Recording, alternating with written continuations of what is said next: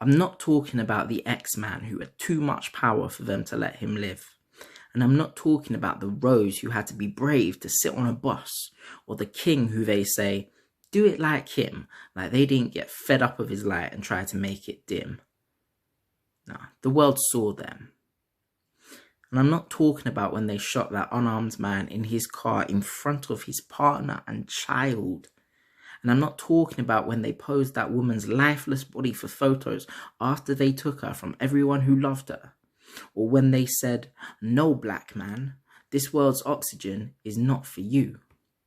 The internet saw them.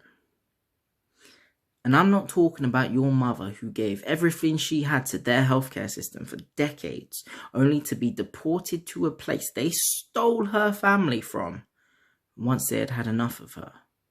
And I'm not talking about your brother who was beaten and battered before being booked when they called him threatening because they hated that God had made him beautifully peaceful and powerful in equal measure.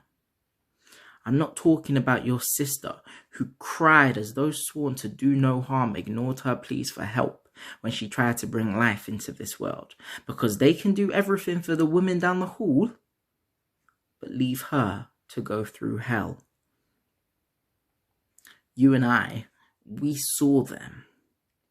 Nah, I'm talking about every time they shot, raped, blocked, burnt, suffocated, imprisoned, drugged, stopped, hung, and otherwise sought to remove the ones we did not see, the ones we do not know, the ones they swept under the rug while they pretend the ground beneath our feet is not designed to trip us up. I'm talking about them because you can only bury so much before the ground cannot be walked any longer.